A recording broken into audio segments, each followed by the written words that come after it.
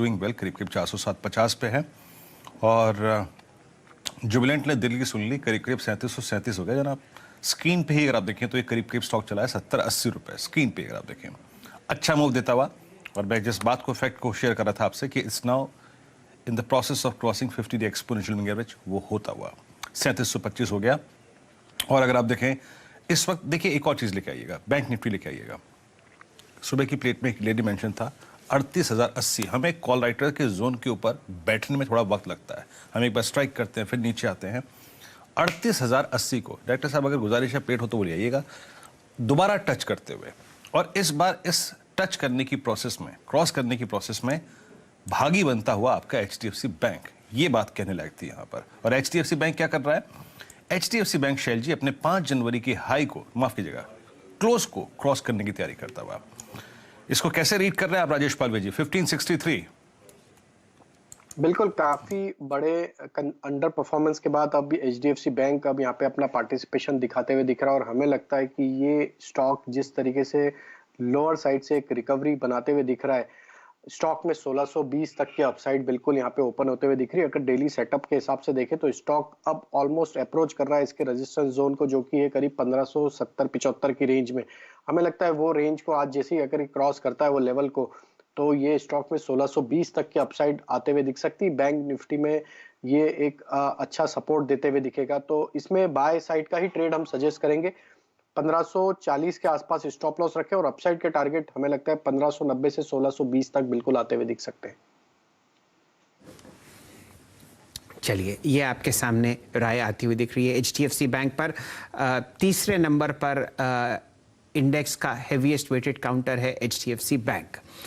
समय समाप्त होता है पहला सौदा का। इस शो को हम लोग यहीं समेटते हैं और अब कदम रखते हैं 10 के दमदार ट्रेड्स पर।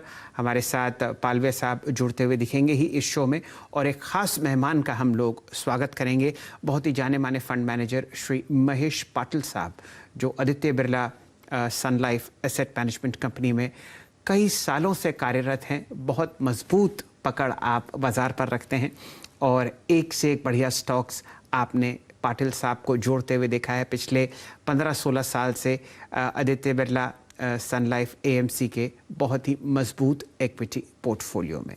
थोड़ी देर में हम आपके पास जुड़ते हैं।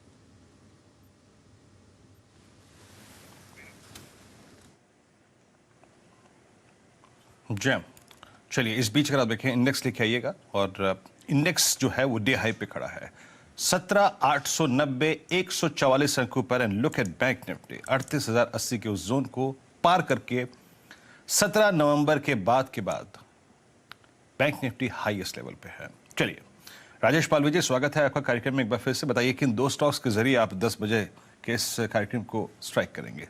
2 कॉल्स।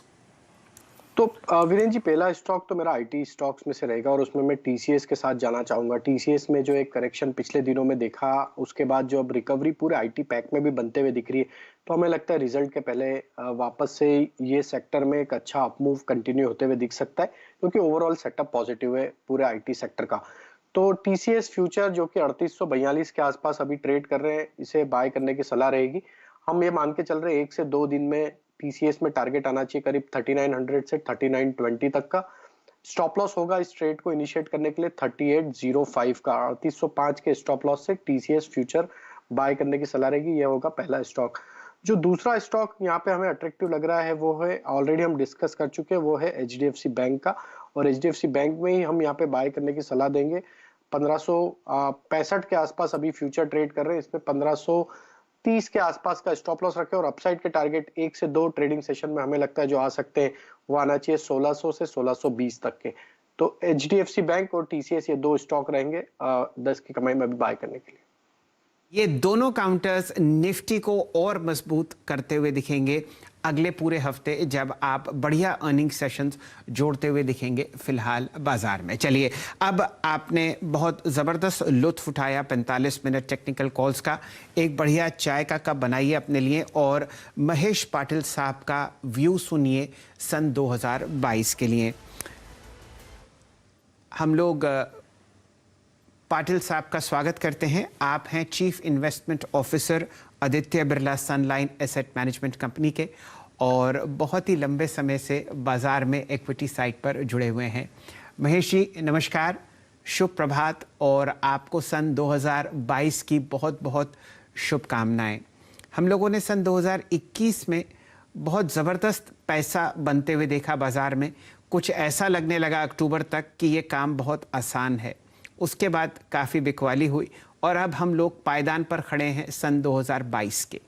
क्या आपका आउटलुक है इक्विटीज़ के लिए? कहाँ पर ध्यान और रुझान तेज़ी में? नमस्कार सभी का।